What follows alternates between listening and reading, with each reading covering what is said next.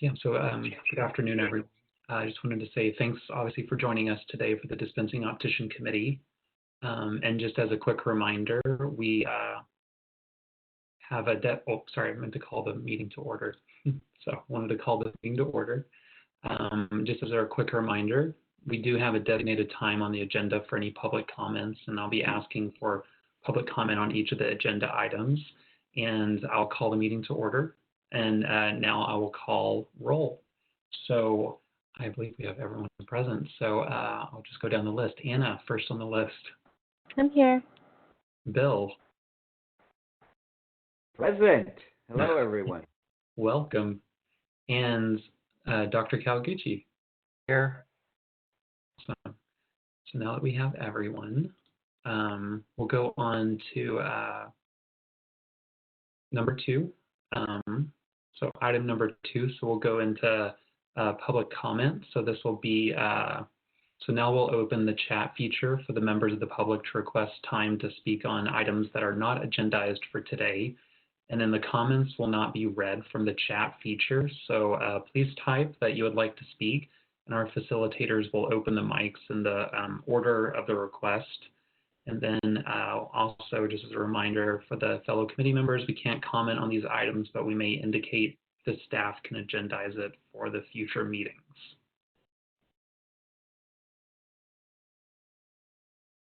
So this is the moderator, and at the direction of the committee, I have opened the Q&A feature for public comment. If you would like to make a public comment, please click on the icon with a question mark within the square that's located at the bottom of your screen, and in the ask field, typically in the lower right, type I would like to make a public comment and send to all panelists.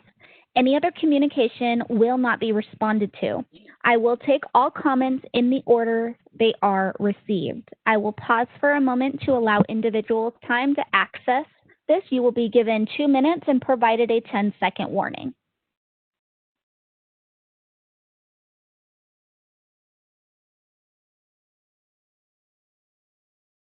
Mr. Chair, it does not appear we've received any requests. Would you like me to close? Wait, I apologize. We did just receive a request, an individual identified as Joe Neville. Your microphone has been unmuted. Thank you. Good afternoon. Again, my name is Joe Neville. I wanted to raise perhaps a point of order. I noticed that, well, when we listened to the full Board of Optometry meeting a little while back, the issue about the updates to the Optician statute was referred by the board back to the Ledge-Reg Committee. At the same meeting, Dr. Kawaguchi was appointed to this committee, the DOC. But I noticed in looking at the agenda for the Ledge-Reg Committee that there's a memo from the DOC dated tomorrow to the Ledge-Reg Committee about the Optician statute updates. Dr. Kawaguchi's questions and concerns, as far as we know, have not been addressed in a public forum. And so we're curious how the memo dated tomorrow could be on the public agenda in the materials for a meeting that's scheduled for tomorrow. It just seems, like I said, point of order, kind of a procedural problem in that the DOC has not discussed this since Dr. Kawaguchi was put on. It's not on the agenda, so you can't discuss it today. So things just seem a little out of order to us. Anyway, thank you very much. I hope everyone's doing well.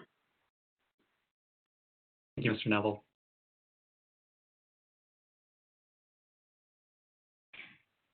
It does not appear that we have received any additional requests for public comment. Would you like me to close this feature? Yes, please. This feature has been closed.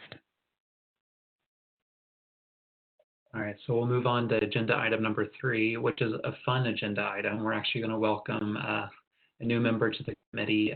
We have Dr. Kawaguchi, who has joined us as the board member that is going to be sitting on the DOC as well. So I wanted to extend a thank you to Dr. Kawaguchi for joining the DOC. Obviously, your comments from the board meetings have been very important, and I'm very excited to have you a part of the committee as well.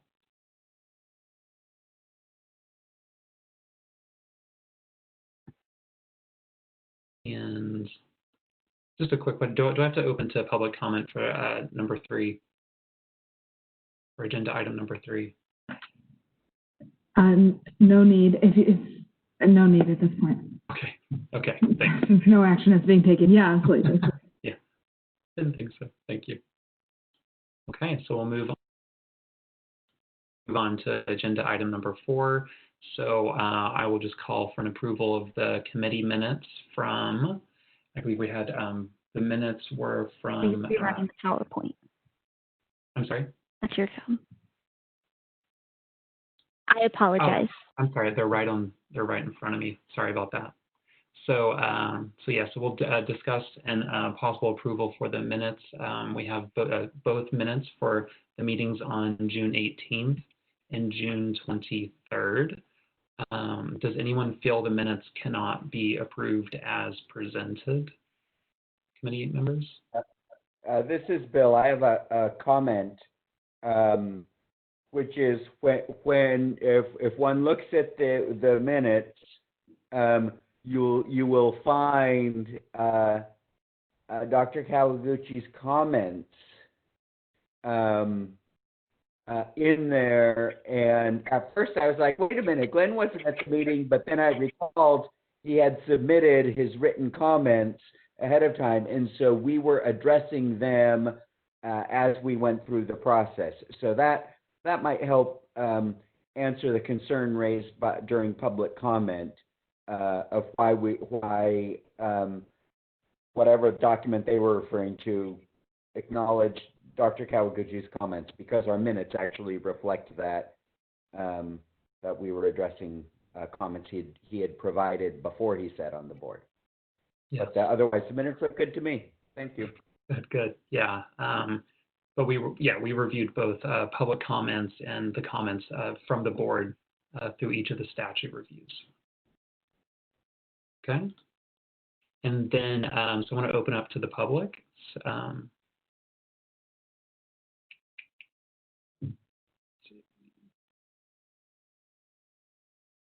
Again, this is the moderator. I have opened the Q&A panel.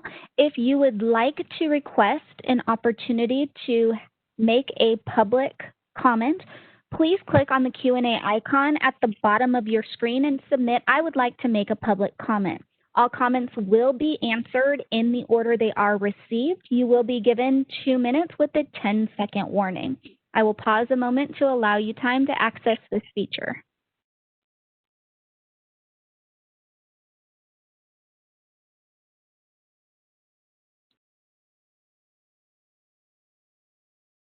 At this time, Mr. Chair, we have not received any requests. Would you like me to close this feature? Yes, please.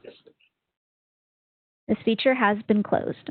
Okay, so hearing no objections of approving the minutes as submitted, may I have a motion to approve the minutes from June 18th and July 23rd, 2020?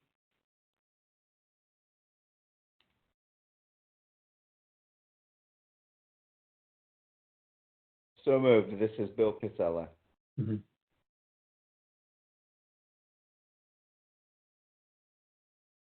Do I have a second? Second. Thank you, Anna. All right. Let's see.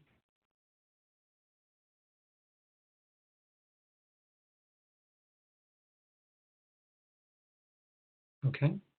And then just seeing that we have, I skipped that part, sorry, reversed it. Then we would do public comment, but we've done public comment. So now we'll call for a vote, and I'll run through. So Dr. Kawaguchi? Abstain. Okay. And Bill? Aye. And then Anna? Aye. Myself, the aye.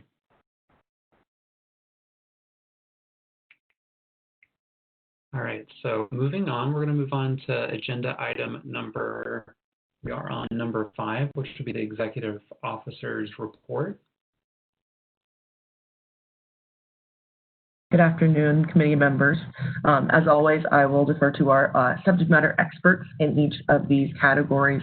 We'll hear the licensing program report from interim lead licensing analyst, Natalia Leeper.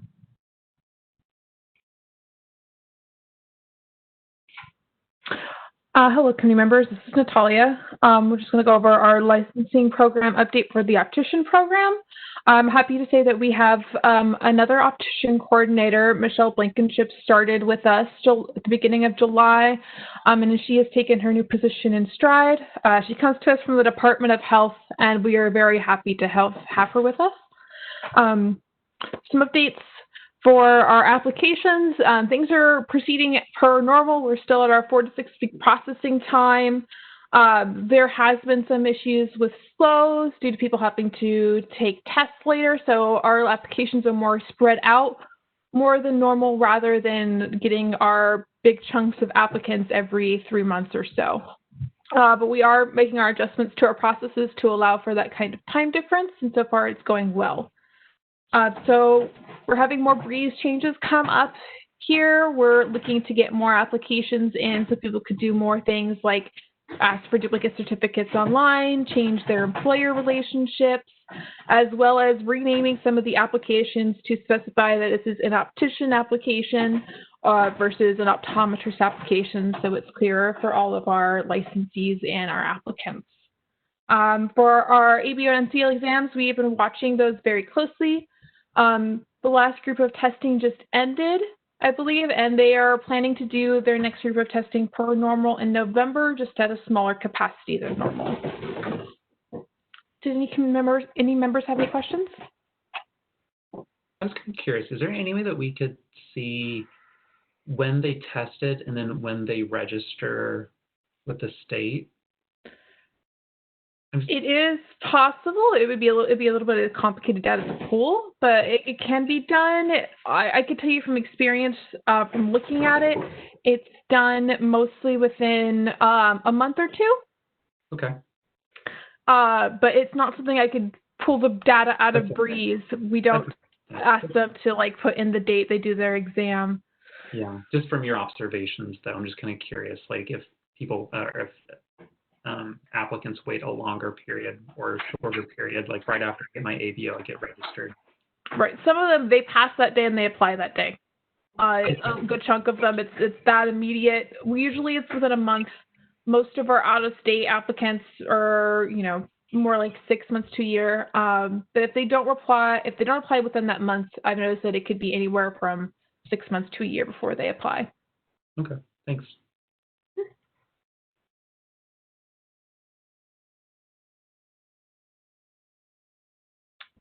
If there are not any other questions, I will turn it back over to Shara.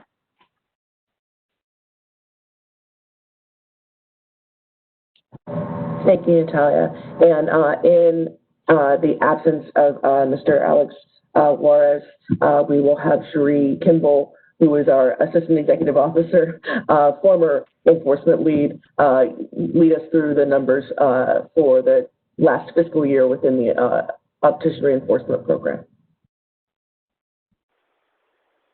Good afternoon, committee members. So you have the enforcement report before you. In the last fiscal year 1920, we opened a total of 130 optician cases and closed 133 cases. We sent a total of 5 new cases to the Attorney General's office and took disciplinary action against 6 opticians. And when I say that we did that, most of this work, the lion's share of it, was actually done by Alexander Flores. He is the only analyst we have working optician cases.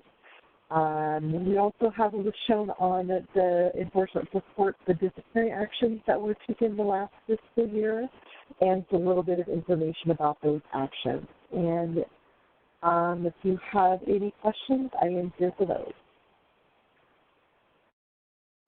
Thanks.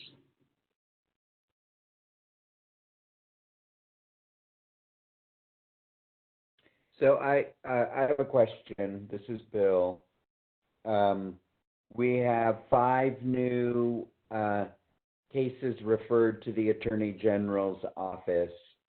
Do those follow the similar pattern that most of them are based on prior criminal convictions? That's actually not something that I can speak to until an accusation or statement of issues has been filed. We can't talk about those cases, and I don't know statistically what their makeup is. Okay. And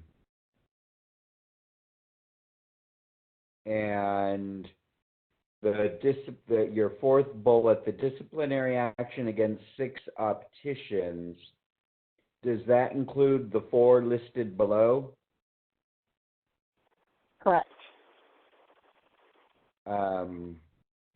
And so, just bear with me. 1, 2, 5, 6. Got it. I see. All 6 listed there.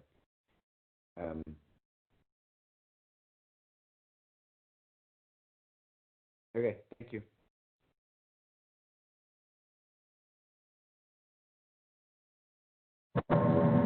All right, if there are no other questions on the enforcement program statistics, we're actually going to hear from our DCA budget analyst, Marie Reyes, who I believe has been promoted to a panelist. Thank you so much, Marie, for taking time to be here with us and to walk through the current fund condition of the optician program. Good afternoon, everyone. Can you hear me? Okay, good. Were you able, Shara, were you able to send them a copy of the fund condition? We did not have that document in time to post it to the public as well. So it will be posted after the meeting so that it is available to both members and the public. Okay, thank you. On the most recent fund condition, this is from the Budget Act of 2021.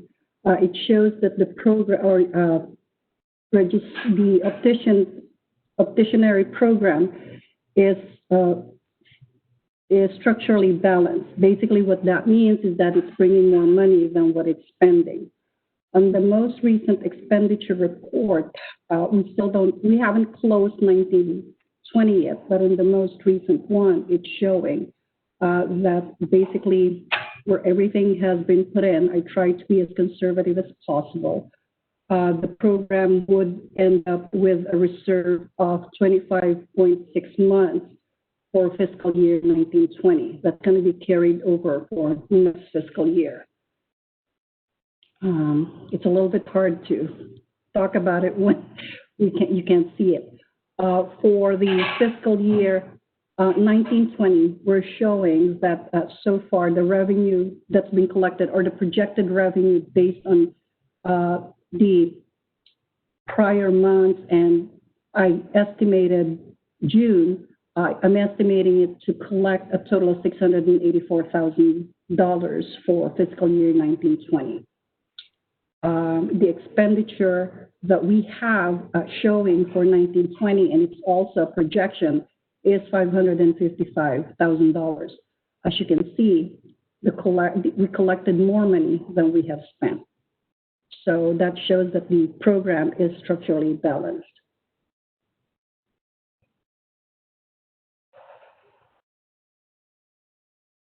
Any questions? Yeah. When did we raise the application fees for opticians for initial registration? I think that would be with the program. I don't have history of that. This is Natalia. I can say that we increased fees in 2017, January 1, 2017. And then for like the budget, have we seen an increase in revenue from year over year from 2017 to like 2018 to 2019? Are we able to compare year over year? Let me check on that portion. A moment.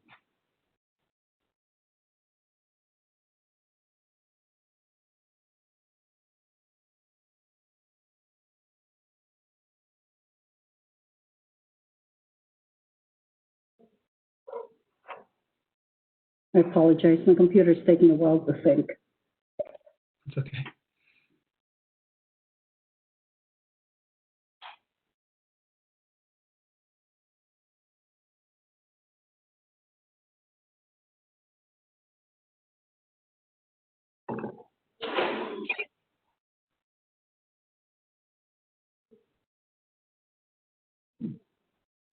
Okay, let's see here.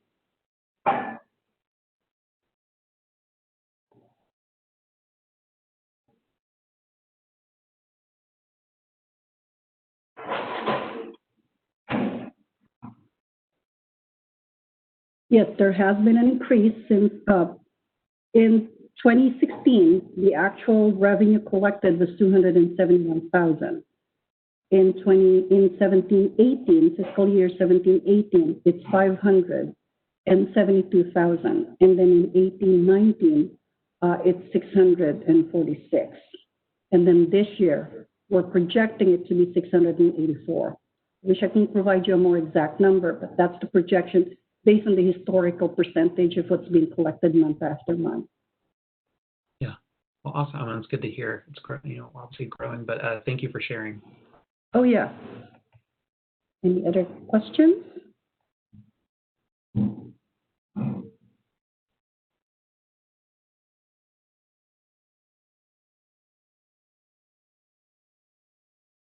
Thank you so much, Marie. I think with that, then we'll throw it back to the chair if you want to take public comment on these items. Yeah, so we'll open up the chat to take public comment for item number 5, A through C. This is the moderator, and at the direction of the committee, I have opened the Q&A feature for public comment. If you would like to make a public comment, please submit "I would like to make a comment" in the Ask field and send to all panelists. You will be given 2 minutes to make your public comment and provided a 10-second warning. I will take all requests for comments in the order they are received. I will pause a moment to allow individuals time to access this feature.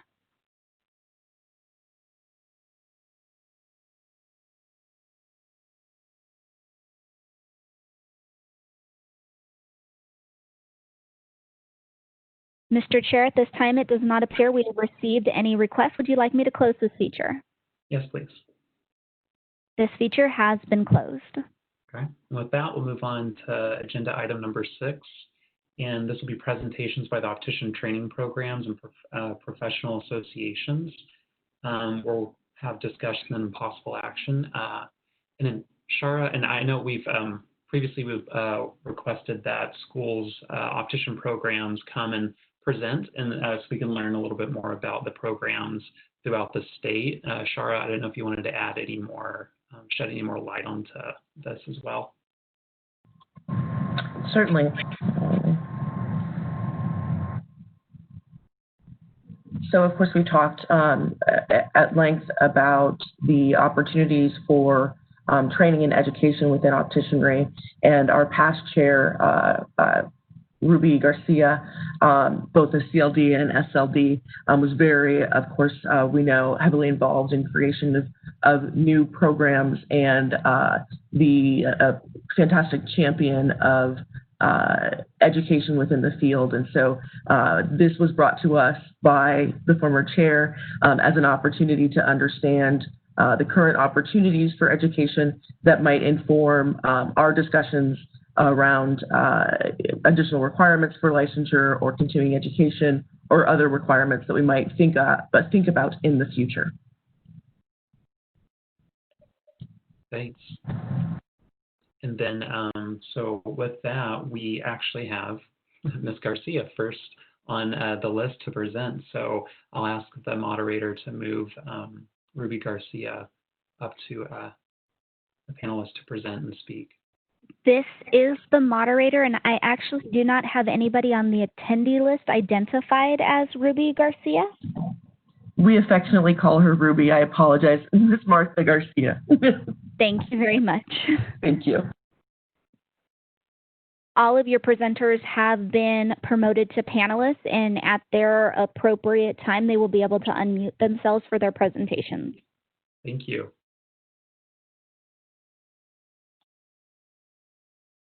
Ruby, feel free to start. Okay, I'm unmuting myself. Do you hear me? Yes. Oh, here, you see, there I am. Great. What I was hoping that I could share the presentation. I don't know how we can do that, but I'll get started. You can just have to go through slides. Just tell us next Yeah, okay, can you show the slide? So the first page. So this is the moderator. I wasn't provided her presentation. What I can do is I can either have her be the presenter and she could load it into the WebEx, or if she wants to email it to us, I can take a second and load it up that way. Okay, well, whatever you like, I can share it. I can email it to you, whatever you'd like me to do. What's easier? What I've done. Our general practice, Brittany, has been to allow her to take on as presenter, so as to be able to share her screen. Fantastic. I've just changed her role to presenter. So if you go down to the bottom and go to share screen and then choose the share file and load it up. There you go. Okay, great. Let me get it to the show. Okay, so I am with the California State Society for Opticians, excited to be here. Look at what we've started. The modules, the ABO and the NTLE Basic is starting to help candidates prepare and pass the ABO exam. By December 2020, we're going to introduce modules for the ABO and NTLE, Master ABO and NTLE, for those who want to continue to promote their professional opticianry. At the bottom, you'll see there's CISO beginning. In June, we found students from universities who wanted to become optometrists and ophthalmologists, and those who were seeking to be opticians. As of June, from June up through August, they are now employed through offices like RDO firms, private practice, and ophthalmologist office. In the next slide, CISO does get involved in launching and helping colleges. The presenters, Phil Weber and Lynette Garcia, will be launching the Kenyatta ABO certificate program next month. We are now working with 3 other colleges. That's DVC, which is Diablo Valley College, Sacramento City College, and Marin College, to launch their programs in Northern California. In Southern California, we are talking to Channel Islands University, who currently has a pre-optometry program, but they'd also like to launch an ABO and an NTLE certificate program. We're excited to help the instructors. We do meet with them to see what they're going to design, and currently we have Kenyatta College and American Career College. We are promoting for them to win an award that they would come up with innovation and collaborate with each other on their teaching methods. And every year they'll be awarded with this plaque that they'll keep on campus for being the most innovative and collaborative instructors. The next award, we'd like the California Board of Optometry to be involved. This is where each college will be asked to come up with an event for the community, and we're going to award them according to how many RDO firms and private practices they gather to work on this program. And once again, we'd like to invite a member or a staff to come and present this award at our annual conference. We discovered that after the candidates were passing the ABO exam, they came to us for help to process the application. If you were interested, we could create a module that helps them step by step how to create it. And if you are in agreement with that, we could have something ready by October 15th for your review. We'd also like to learn from our executive officer, Char Murphy, if she'd be interested in having student interns. And if that were something that would be great to have, what would be the screening process for the students so that they could come and work with board staff? And finally, we're excited to tell you we are in the process, and this has taken a lot of work, to design a virtual museum that eventually will be a physical museum. And the purpose of it would be for research for students and professionals to have access of history and current information about the optical industry. We're hoping to launch this virtual museum by November 30th. Does anyone have any questions? Hey, Ruby, it's Adam. I do. So Just going back to the comment you made about pass rate, I know that the ABO, we presented on this a meeting or two ago, that the pass rate for the ABO was around, I know it was under 50% for the state of California. Sorry. There we go. Based on your program, do you have a pass rate yet? Yes. Yes. And what is Okay, that? so believe it or not, we have up to 35 students, and every one of them that are registered, they're all passing, 100%. That's right.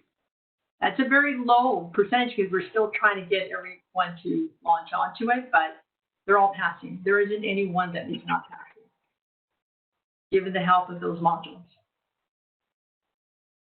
So. And this is through the California State Society. But I believe that Bill Weber and Lynette will have something even better. And they are also going to have the same purpose. And I think even there's a cost savings for what they're going to present. Awesome. Thank you. And actually, one more question based on what you presented. Do you find most of the programs are gearing towards degree programs or certification programs? All the colleges want to take it step by step because they're very surprised to learn why weren't there any established education requirements for opticians?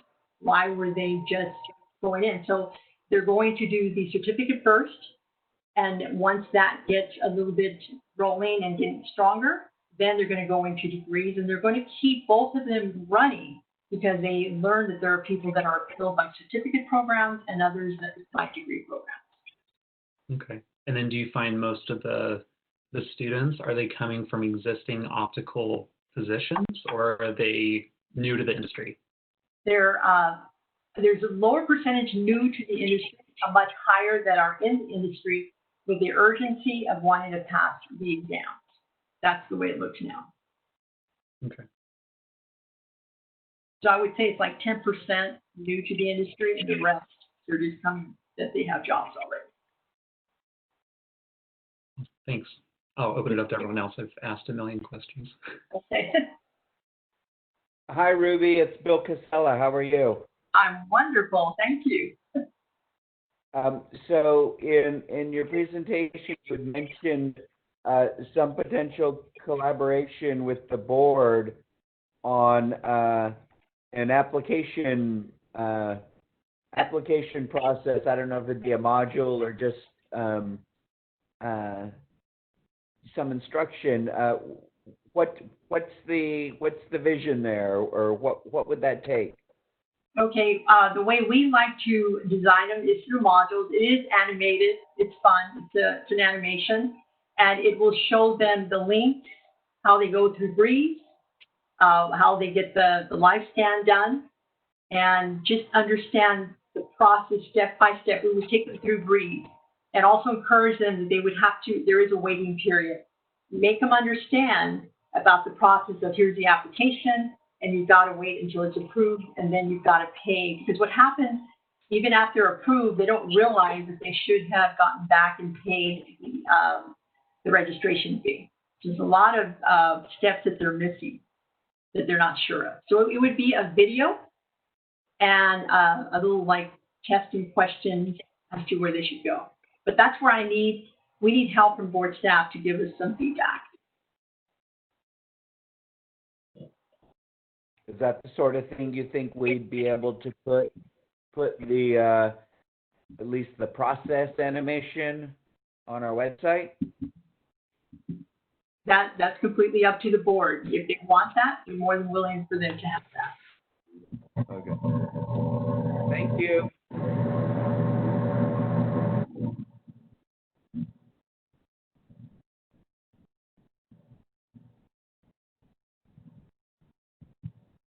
Any more questions?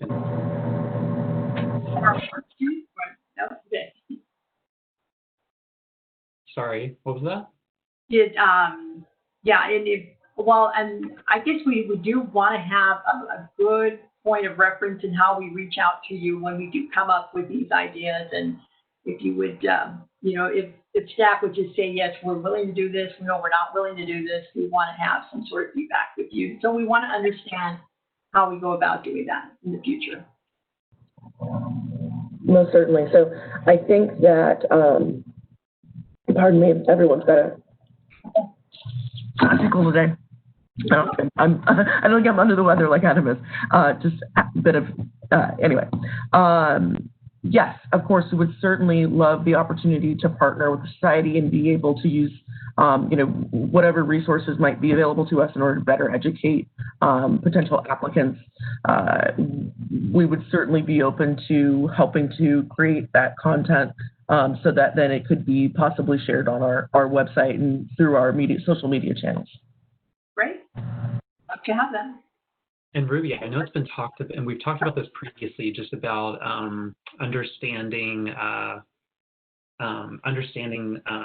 like rules and regulations of California when it comes to opticianry. Do you see the society and schools also integrating that into curriculum as well? Because I know that's like we've talked about, how do we reach out to opticians? Obviously, the schools and societies are one, which is why you're even here, is for outreach. And then also, I just think like incorporating rules and regulations into like curriculum as well. Yes. I'm so glad you brought that up, Adam, because in the CISO beginning, for the new opticians, we did go through what is the business professional codes for prescription. But I also told them that right now the DOC is changing all the wording. You see, so we were sort of waiting when that would happen, and we would love if our executive officer, Shara, and his staff would look, we have a module now about those codes. Once they're finalized, we present them. How do you feel about that? And it would be all animated. I'm telling you, they love the animation. I don't know why.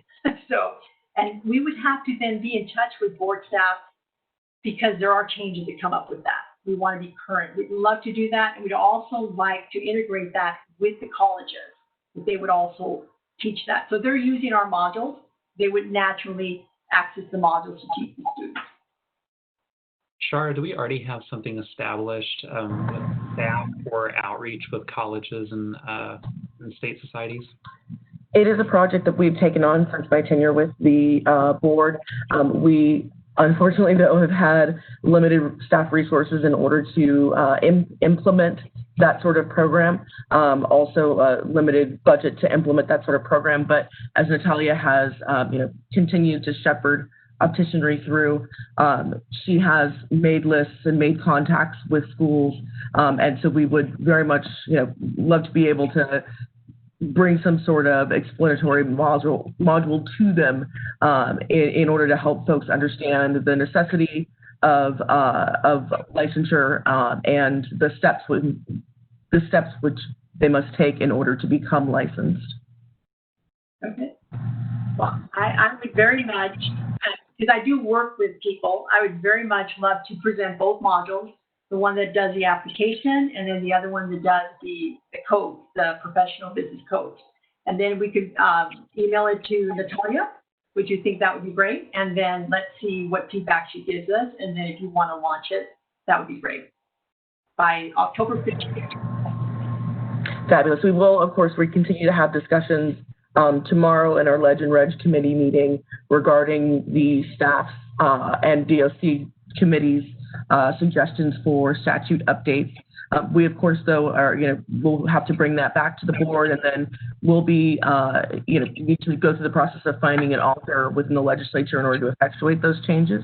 So I think that a module that addresses current law is still something that will be very applicable for folks within, the next year to year and a half, and certainly would be helpful, I think, to those who are in practice. And, we not having a specific laws and regulations exam for our opticians, I think that this additional kind of tool would be great for them to better understand the laws that govern their practice.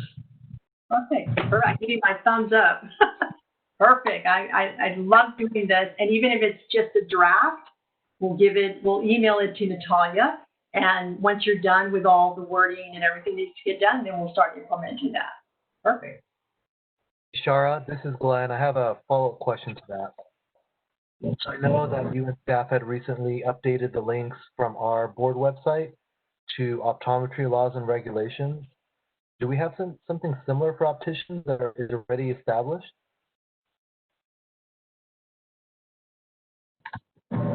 So within, Natalia, go hear that. Oh, yeah, and yeah, this is Natalia, and we do, right below on our website in our laws tab, there is optometry first, and then down below it specifically talks about the links to our optician statutes. So then my follow-up question would be to Ruby. Ruby, on your website, do you have a link so that your students are able to easily find that? We're in the process of doing that. The reason why I'm here is to get your permission. I don't want something out there unless the board understands it's out there and they're okay with it, but we could put it in our website, definitely. Thanks. Okay.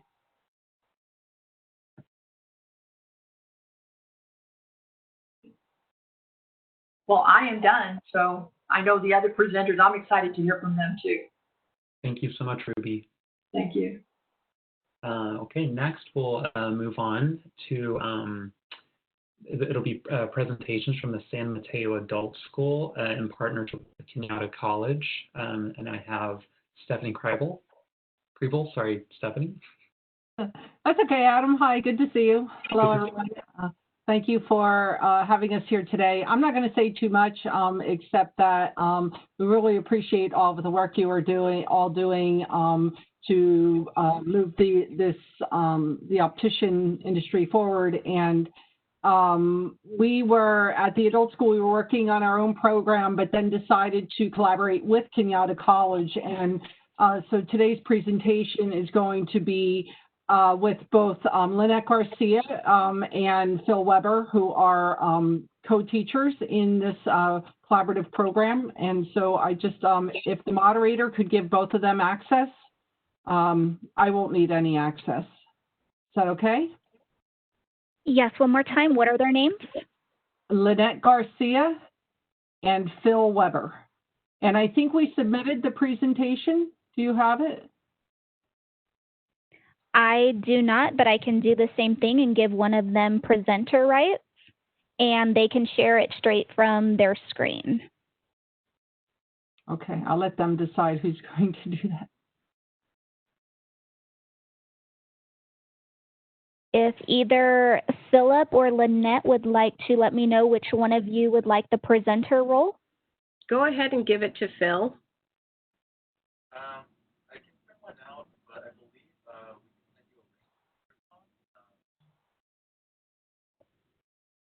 send you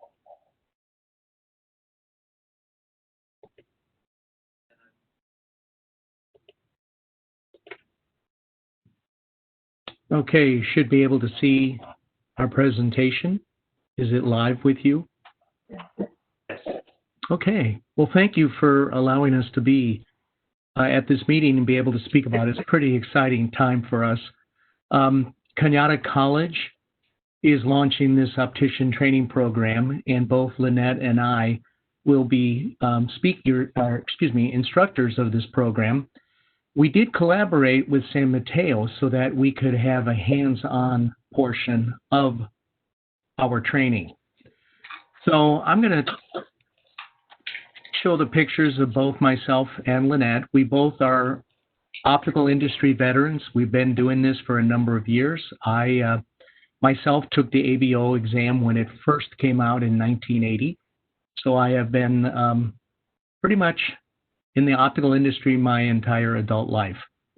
And I've had a multitude of experience, and so has Lynette, between managing practices, working as frame reps, lab reps, etc. The point of this is that we're going to be bringing a wealth of knowledge and experience to the soon-to-be ABO opticians. Our mission is very simple. We have seen over the last really 15 years a lack of understanding by a lot of so-called opticians in our industry. So upon using the CISO modules, we are going to be able to get them up to speed to be able to take and pass the ABO exam. I think Adam brought up a point early on the call where it was 50%. That's high from what I understood, Adam, but anyway, if it's only 50%, our target goal is at least 97%. I mean, I would love to tell you 100%, but 97% will be quite happy.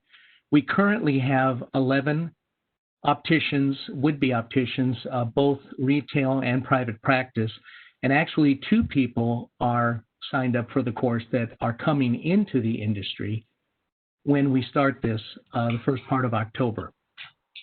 So the whole premise of the course is to have these would-be opticians become or understand that this is a career choice.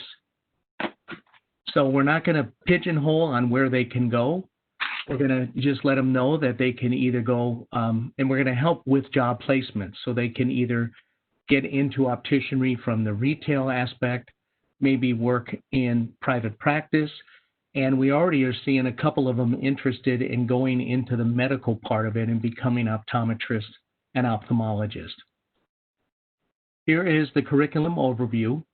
This will just give you highlights of some of the topics we're going to teach. So we're going to start out with the 3 O's and explaining the differences, and then getting into anatomy of the eye. We're going to explain the tier system, and I think one of the nice components about having San Mateo adult school is that we're going to have frame materials and construction and a hands-on of teaching them about transposition with a lensometer, about the tools that are required to adjust eyewear, etc. We're going to go into a pretty good deep dive into prism overview, eye diseases, and then we're going to touch upon customer service because we feel, both Lynette and I, it's incredibly important for these opticians to understand, develop a vocabulary for our industry, and expectations of what customer service looks like. So at this point, I'm going to pass to Lynette and let Lynette speak about the other half of our presentation. Thank you, Phil. Can everybody hear me? Yeah. Awesome. I'm going to piggyback onto what Phil's saying about customer service, because one of the things that has been brought to our attention at the San Mateo Adult School is, is professional communications. We've set aside 3 specific modules for professional communications so that our students and our soon-to-be opticians will also know how to interact not only with each other and their customers, but also with people that they may be calling, including the other 3 O's. Professional communications is inherent in terms of our industry. We'll also be, of course, talking about other things such as vertical imbalance, UV and its effect on the eyes. We have this particular module in terms of the communications piece, the 3 magic questions, really understanding a patient's lifestyle and what can enhance their vision and their performance within their hobbies and sports that they may be doing. We'll also be talking about what it is to verify a finished pair of eyewear. What are the expectations? What is it that we are looking for? We have a teaser module for contact lenses because we are looking ahead. We're forward thinking in terms of really encouraging them to go for their NCLE. We'll be finalizing with an ABO review test. We have a whole week set aside, a week and a half set aside for ABO review with a ABO test in terms of them taking it. So it's not the real test because we don't have the real test, but it's close. And that's where we'll be finalizing. I want to take some time now to really give our industry partners an applause. Our industry partners, because of their faith in us and the support that they've had, we've been able to really produce a nice quality product. I want to give a real shout out to CISO, of course, Ruby Garcia. The modules are awesome. They're a foundational piece of our program that really helps Phil and I to bring the program together because we have different teaching styles. It's a great foundation. We'd like to also acknowledge Luxottica, Costco, Target, Essilor, Warby Parker, Walmart, and National. And there are a few others that have recently contributed to our program in terms of equipment, financial donations, as well as paid internships. So thank you very much to our industry partners. Now let's go over the model for the path of the student. Now, of course, the first step for each of our students is to enroll in our program. Once they've enrolled in our program, it'll be a rigorous training of 15 weeks. Once they complete their training with 80% or better, and the reason why we're targeting 80% is because that will ensure that they'll be able to take and pass the ABO exam. Once they pass the ABO exam, they will begin their internships. However, what we're finding in terms of past programs and also with CISO is that many of them are actually getting placed into jobs. And yes, as CISO had specified, there are many people that are entering these programs with the thought of maybe becoming an optometrist or an ophthalmologist. This is their introduction into optical. And let's go through our program schedule. So the program starts October 6th. It ends February 4th. And because of our industry partner collaborations, we've been able to maintain the cost of this initial pilot program at $99. It is every Tuesday and Thursday. It is via Zoom from 6 to 9. We also have 3 hands-on components. Of course, COVID mandates will be practiced, and that is for going over frame materials, adjustment, working with a lensometer, understanding the transposition pieces, taking apart, putting together glasses, doing frame selections, and adjusting, to name a few things. And of course, you can contact myself or Phil with our email addresses that are posted right here. If you have any questions, we'd be happy to answer them at this time.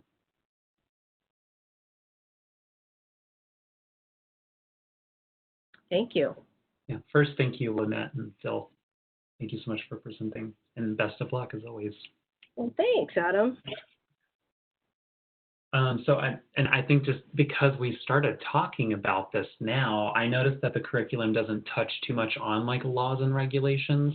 Do you feel like, based on this conversation, is that something that would be something that could be incorporated in the program? Absolutely. We actually had a piece within the San Mateo adult program that we had it wasn't that large, but regarding laws and regulations. As a matter of fact, I just received an email from CISO with some of the updates. So we'll be incorporating that when we go over, say, HIPAA and ANSI standards. Yeah, I just think it's very interesting because we're such an interesting state, California, because we have registered optical lens dispensers, contact lens dispensers, we have RDOs, we also have individuals that work as like optometric technicians, and really understanding even just like our industry within California, I think is unique. And as you are navigating them through that industry, it's like there are a lot of, I guess, nuances to California to bring up, just as understanding like no matter which direction you go career-wise, that there are unique portions to California to keep in mind.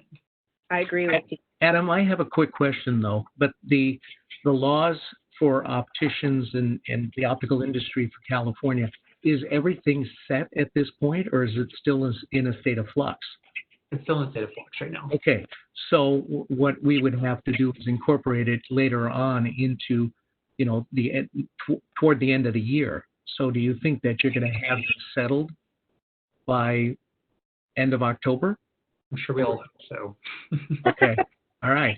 So then the only commitment I can make is if we have set laws and everything is copacetic, then we will be happy to incorporate it into a presentation for everybody.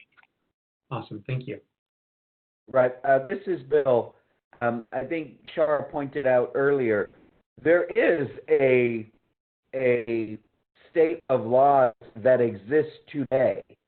And so we do have laws, but the punchline is that obviously we're working on, a significant overhaul that will take some time. But there are current standards that that could be addressed. And I like Adam's point that he made about this, especially since your program is an introduction to optics, let's say. Kind of the map of the professions in California itself, even though the specific laws may change from time to time. Sure. The industry structure is probably pretty much established. But just something to think about. To Ruby and to all of the presenters so far, and I bet to everybody, I'm really upbeat about what you all are doing. So don't need to let awesome get in the way of good. I would like to leave with just a slight commercial for all of you because, we have capacity for 25 students in this course. And I think it's really important to put the emphasis on what Cañada has offered to us at $99 is an incredible bargain to get people into our industry and get them up to speed so that they are licensed within the state.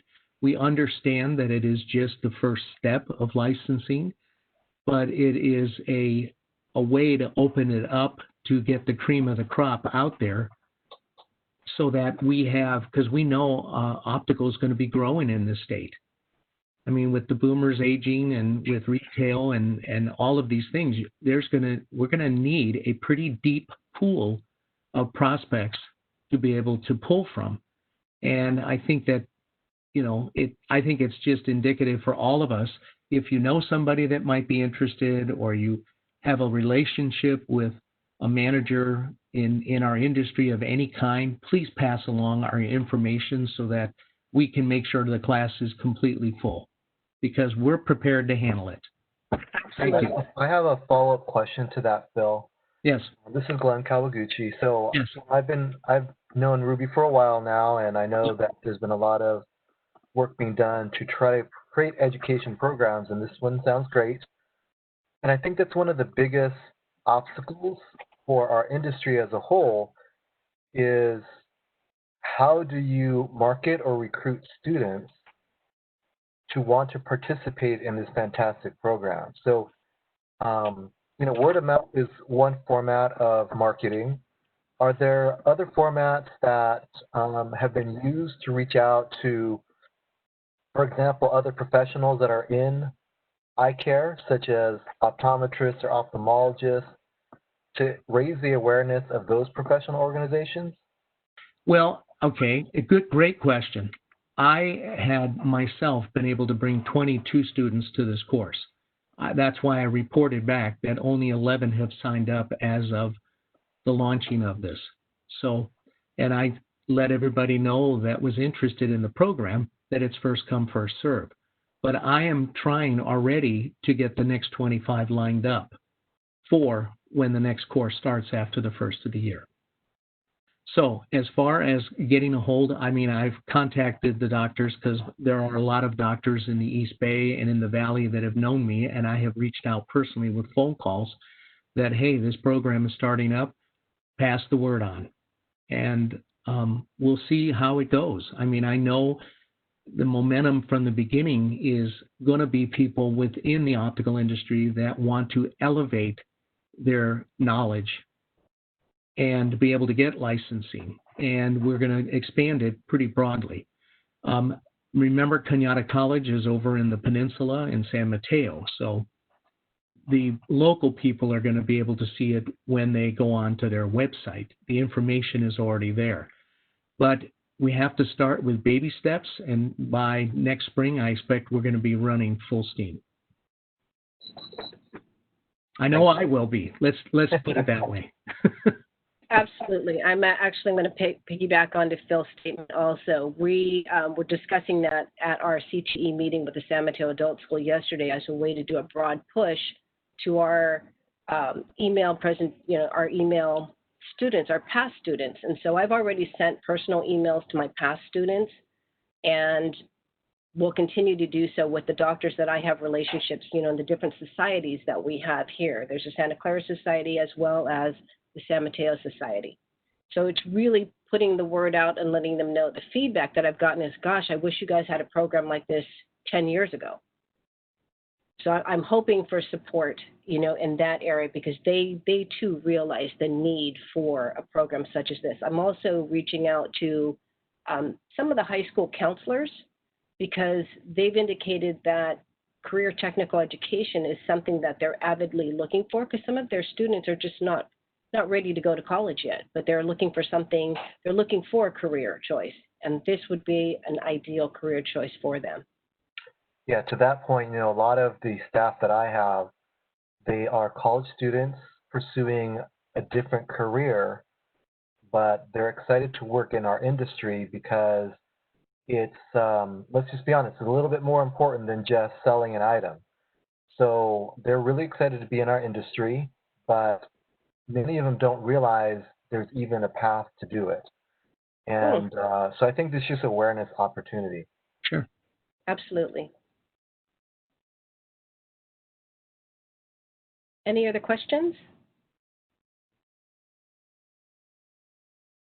Thank you so much for the time today. I really appreciate it, and I can't wait to be able to give you a positive update. As I don't know when if you meet monthly, but I'm happy to come back next month and tell you how things are already going. So thanks so much. Yeah, thanks, Phil. And I hope you get that 97% as well. That's my goal. Yay! It's my personal goal, even with this class. So and I'm happy to report the exact stats at the end. So yeah.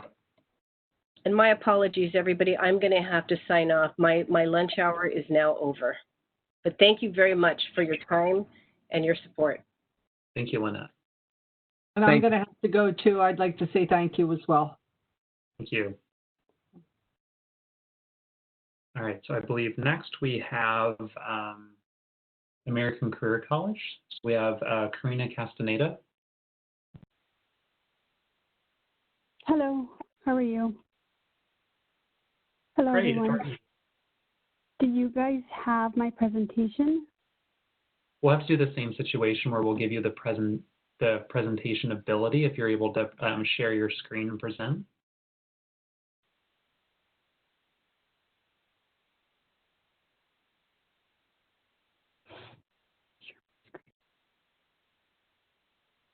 Okay.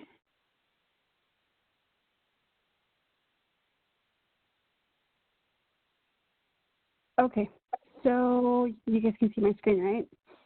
Yes. I am representing American Career College Optical Technician Program.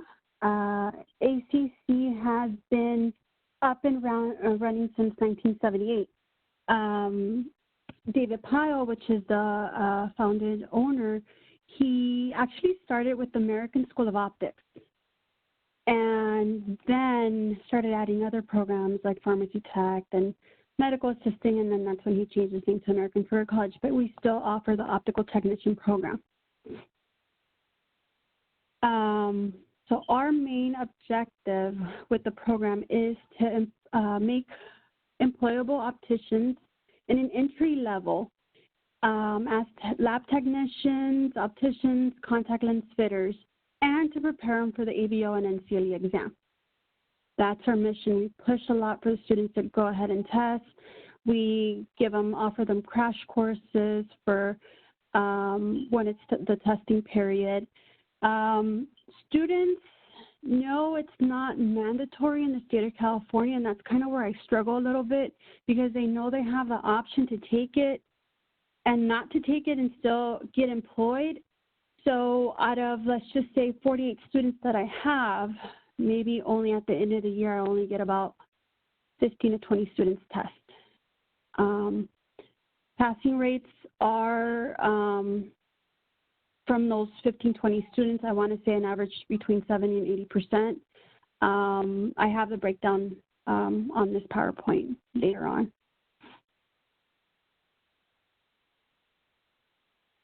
Okay, so our structure, we have a program wheel, which means that students are able to start at any time in the year. Once a month, we open up for students to come in, and they can start at any module. If they were to start in, let's just say module 3, then they would go around the wheel where they go 3, 4, 5, 6, 7, 1, 2. Once they're done with 2, then the student has to complete a 200-hour externship in a office. These are non-paid hours.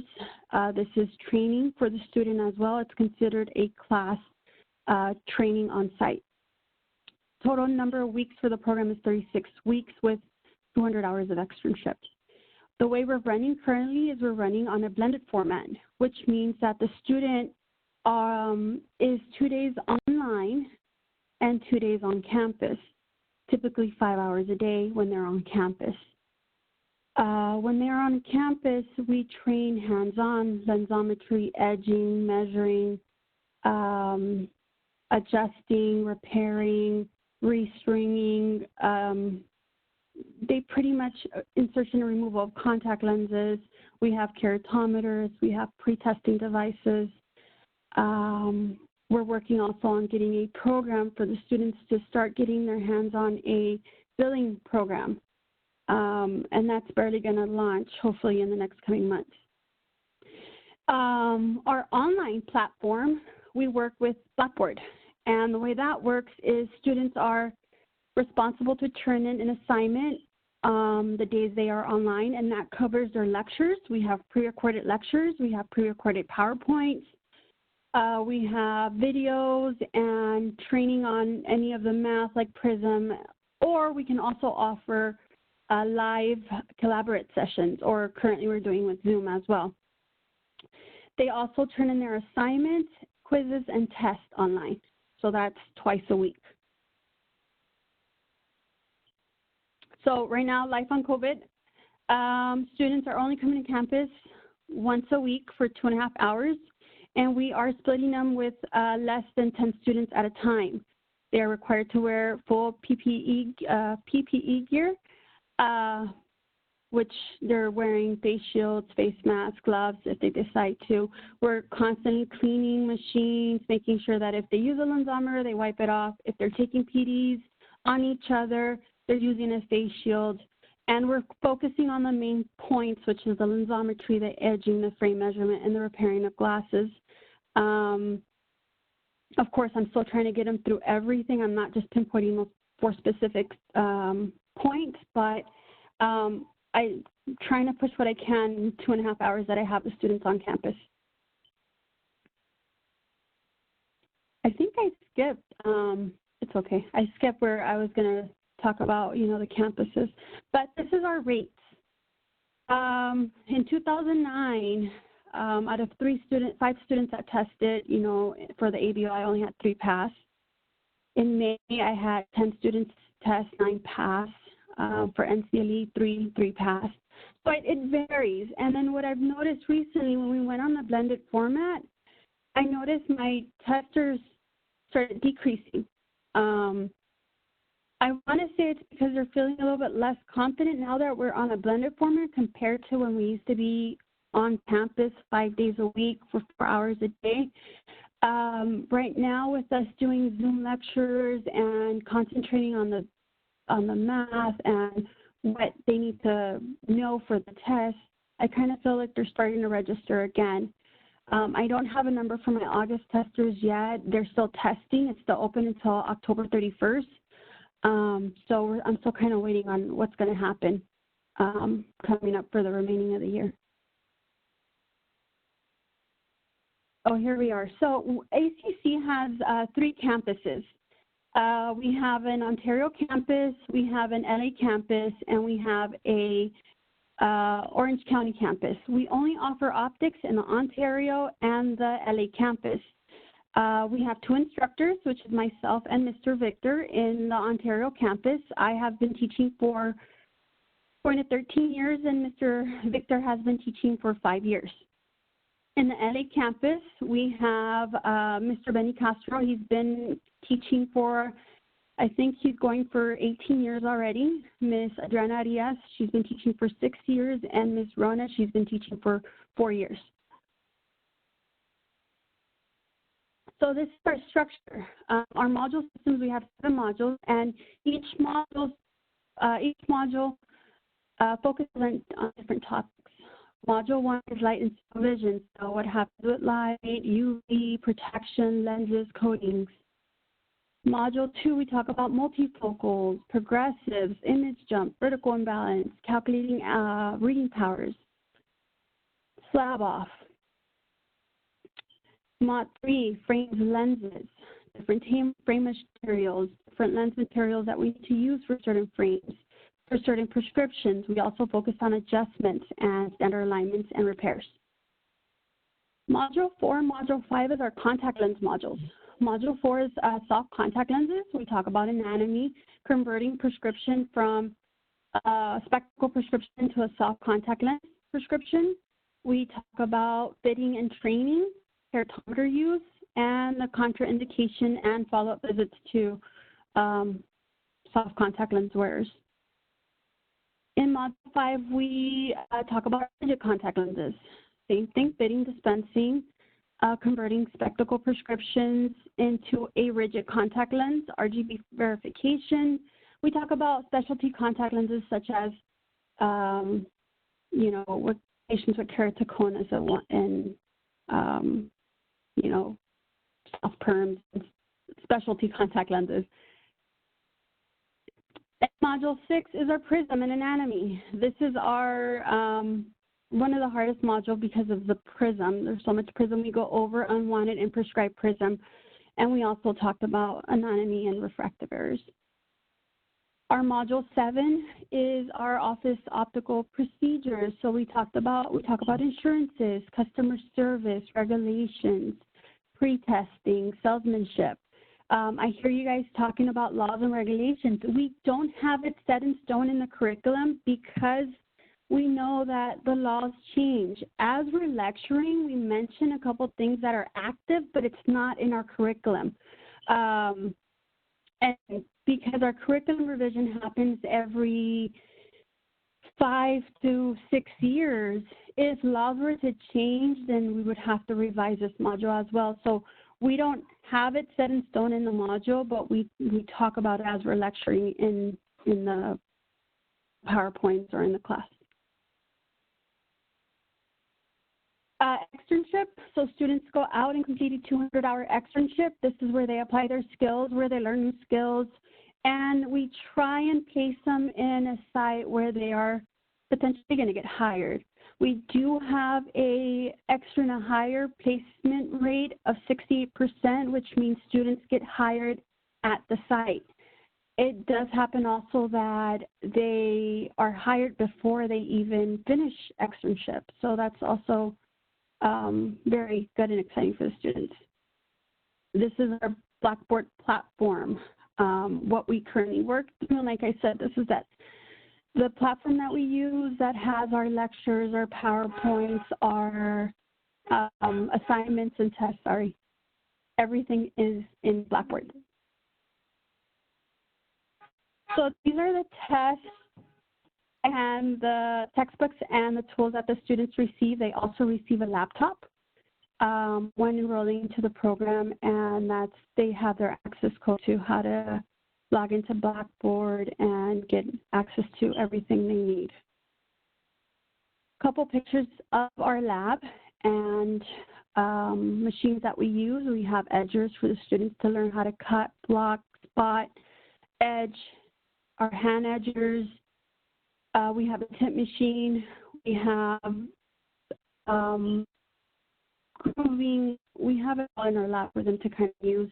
They also practice on insertion and removal of a contact lens on each other. Right now with COVID, we're not having them do that, but it is available for them to do, hopefully when we start up and running again, back to the normal world. We teach them, like I said, pre-testing, lensometry, PD measurements, and we have a Opticam device that takes digital measurements. So this is what the students are also practicing on campus.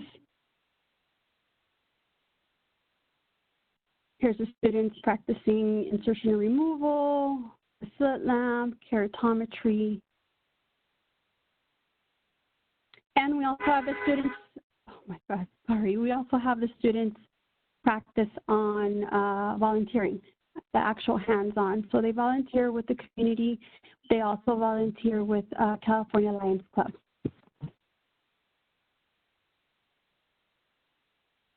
We invite them to go to Vegas. Not this year, but we go to Vegas and we have fun. So our program retention rate, this is our Ontario, this is my campus, so I do have the 1920. We have a retention rate of 89%. 2018, 96%. Our placement rate is, for 2020, 81%, and our student satisfaction, 97%. We also do surveys for the students that tell us how they feel in the program, how they're doing. In 2020, we have 100% student satisfaction. We're in externship, 92% satisfaction. Graduate satisfaction, we have a 96%, and employer satisfaction, this is when the students get hired, we have an 80% satisfaction. And I don't have the current LA campus one. I only have the 1918, but we're also up there with the percentages for our LA campus.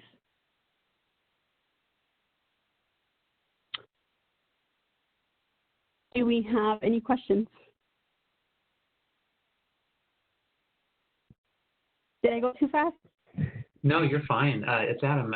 Thank you so much for presenting, Karina. How many students how many students complete the program, or how many students completed the program in 2019?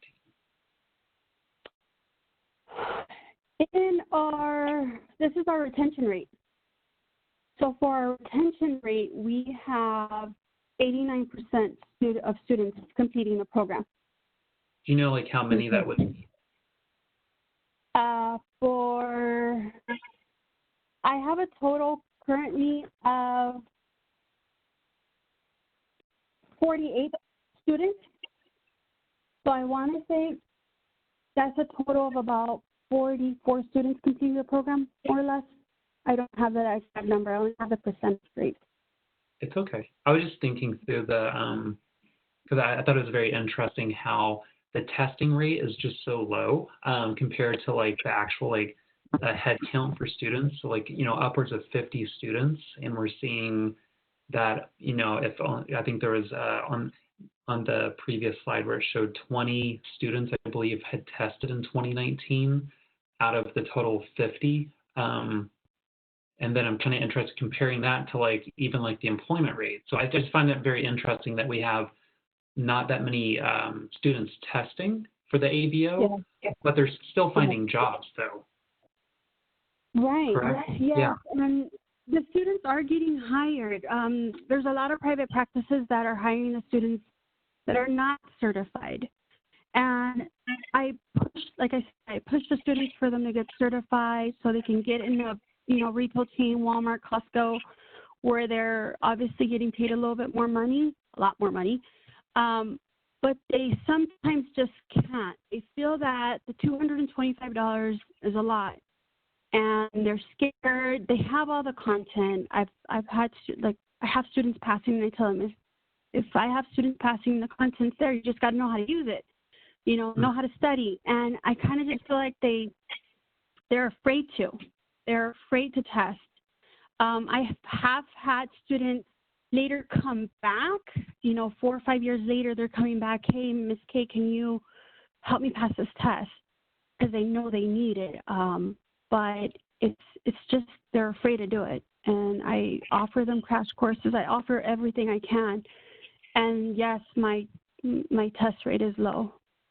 As an optician yourself, what would you see? What would you see if changed would create more, I guess, emphasis on you taking the ABO? Like, what change would I like to see to help it increase? Yeah. Or what from your perspective do you think as an optician would help increase the percentage of students taking the ABO? I want to say the requirements. I feel that because it's not required in the state of California, they choose not to, or they choose to do it later. And that's the thing too, if they don't, these are numbers when my current students are active. If I have students that graduated 3 years ago and took the test, I don't have those numbers. Sometimes they don't report back to me or let me know, hey, I passed my test. So these are my current students. So I really don't know, out of, you know, the 13 years I've kind of been working here, how many are certified. I have heard of them taking the test afterwards, or they're still working in the field without anything because it's not required, because they're comfortable working, you know, with the doctor they're at, under their doctor. And I just feel it's kind of that. They feel they can still work in the field because it's not a requirement. Thanks. Any other questions? I have a follow-up question to that, actually. Karina, this is Glenn Kawaguchi. I'm near positive that you and I met and you gave me a tour of your Ontario facility when we actually had a board meeting there. So hello again. No.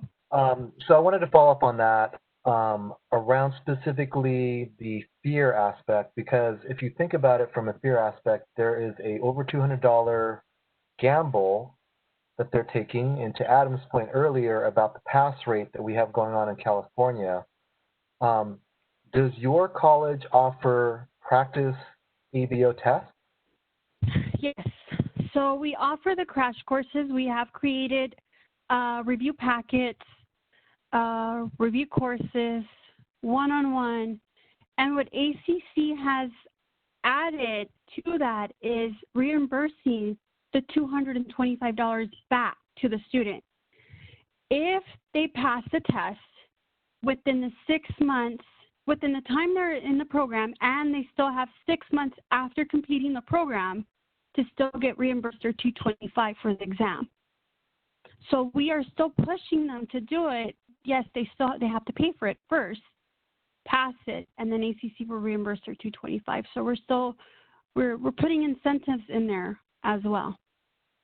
One of the staff members that I had worked with years ago that passed on her first try, the advice that she gave to me, because I was struggling with this whole thing about how do I encourage staff to take the ABO, pass it, get California, registered to be an SLD. And the advice that she gave me was have the person take a practice test over and over and over again so they gain the confidence that they can pass on their first time. And I thought that was really good advice. It's the way that she found that she was able to pass. But I do know that there's also organizations that do the same thing, where if you work for an organization and you take the test and you pass, that you can get reimbursed for the test fee. But I still think that there's that gamble risk for them. If they don't pass, and they're not going to get the reimbursement. Have you heard any other things around, because we increased fees in California a few years ago. Have you heard any rumblings about that for California fees? No, I have not. Okay, thank you. I have not. I have offered them, they come to me, what should I do to study? What should I do to, and I do, tell them, take that test, practice it, grade yourself, don't look at your answer key, go from there. I do ask them to do that, but then at the same time, I kind of don't, because what ends up happening is they want to memorize the question that they have on that practice worksheet. And it has happened that I've had students come back and said, well, you said this was a packet to study, and I memorized all this. It's not a memorization. It's not memorizing the question. It's understanding what it's asking. So I recommend for them to go back in there, review all their modules, record me if they have to when I'm doing my lectures, when I'm doing my PRISM, and play that over and over as many times as I need to and practice. Memorization of a question is not the key. It's understanding what it's asking. ABO can ask it in a different format, and that's what might confuse them, and the verbiage is what makes it hard sometimes. So practicing just one exam or one practice test, I don't really recommend it. I do tell them to practice it, but not memorize a question. Okay, thanks. The second question I have for you is around, so American Career College is the oldest one that I know of in California for an optician school. What do you guys do to market to gain student count? We have a marketing team for ACC that markets all the programs, not just optical. I feel that a lot of my optical students are kind of by word of mouth or relatives. Oh, my mom's an optician. Oh, my dad's working in the field, or my cousin recommended me, or I noticed that my sister was doing really good. A lot of my students are word of mouth, are family members or friends. But other than that, we do have a marketing team. We also have a team that goes out to the high schools and recruits, upcoming high school graduates. And we also have, right now, they just opened up a grant for those employees that work in Sam's Club or Walmart. They get a $200 grant if they enroll to the program. So there's different ways we kind of market it. Okay, thanks. Any other questions?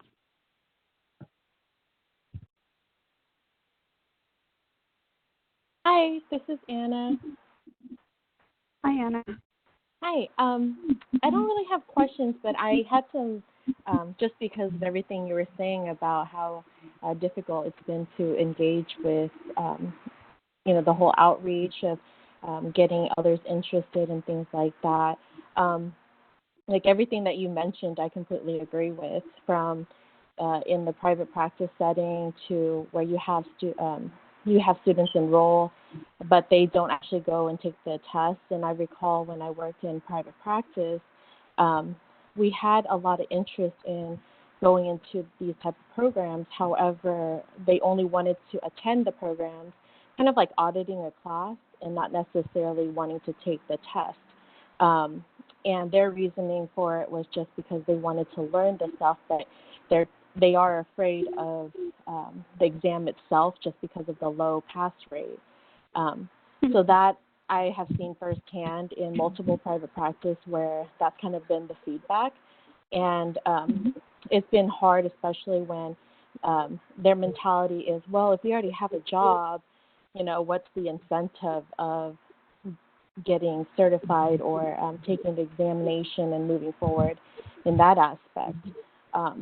So you get a lot of rebuttal, and for me, at least, when everyone asked me why I got mine, what I told them was that, I kind of started from the very bottom as everyone else did, and it wasn't until I challenged myself to move forward to the next step that it made me more serious about my career. And when I gave them examples of the different positions within the field, kind of like what everyone else previously had mentioned about their background being, working in the lab, working as a frame rep, working in the educational side, or even moving towards becoming an optometrist or an ophthalmologist. These are all things that you wouldn't even think of unless you committed to taking courses such as these, just because it opens different doors for you, and it makes you realize, wow, there's so much more to the optician world. And I think that's the one thing that so many people forget. And, how I explain to people, because I've only hired people who had zero experience. I guess the reason is because before I used to work at Walmart Vision Center, I love the idea of helping those who feel that they don't have other opportunities to be able to see that they can enter the medical field, because that's what I did. Because before I worked at Walmart Vision Center, I worked at a restaurant, and I didn't want to go to college. And I give them those examples, and I tell them, it wasn't until I was helping patients, and before I thought it was just sales, and then it turned into understanding more about the field, and then actually wanting to challenge myself. And I believe what Ruby mentioned and everyone else with the modules, those really help, because I remember we had to sit outside or out back doing CBLs, the computer-based learning. And before, when I first started, I was like, I don't understand the point. But when I sat through it and I started taking it seriously, then I finally got why they wanted us to do it, and it helped to create such a strong foundation.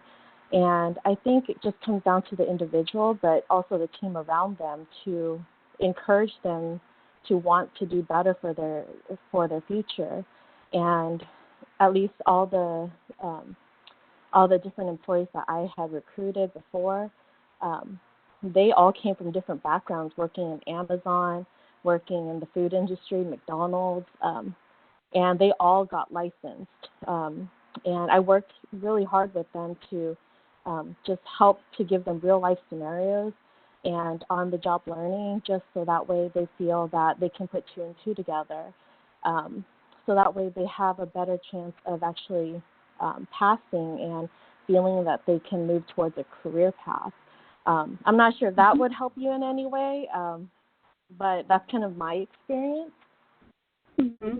Right. And yes, I've had a lot of previous students come in, talk to the students, because they hear from their instructor and they're like, yeah, she's just trying to buy us, right? Because I talked to them about the program being such a good program, such a good field, what they're able to do.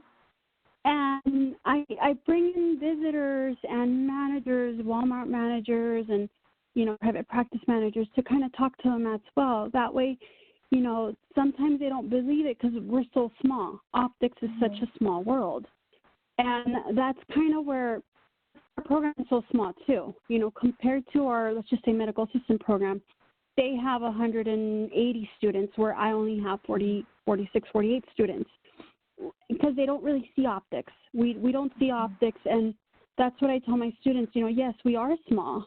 We're small, but we're small and mighty. We're out there, and we have the potential also to become our own boss, open up our own business. And that's sometimes, I have a student right now, and that's from Mission. She's trying to get her RDO and open up her own business, and she's coming up to me and asking me for ideas and whatnot. They have potential. It's just how far they want to go, how far they want to get. And yes, I've tried that, and I continue to talk to them. And, I have students still working in the field from my very first class. But yeah, we're here, and I love teaching. It's a good program. It's ACC. I've also went to ACC, and I'm trying to make it better for the students hands-on and modify all the new things going on, the freeform lenses and technology and everything in there. Yeah, definitely. No, I agree. And back to what you were saying, if it was required, you'd think there would be more of a push for the students to want to take the exams and whatnot. And I agree with that as well. Right. Yes. Thank you, Anna. Any other questions?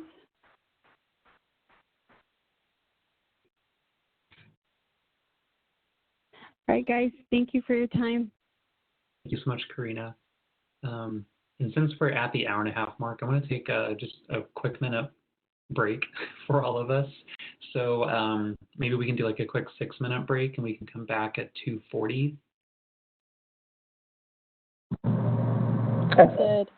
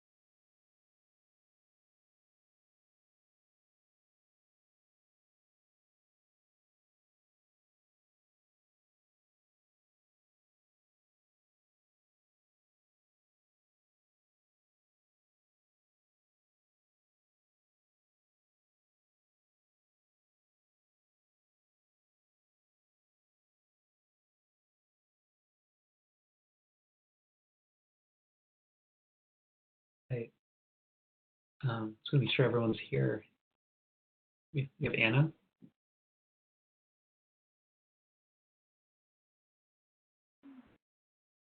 Hello. Yeah, there you go. Okay. Bill.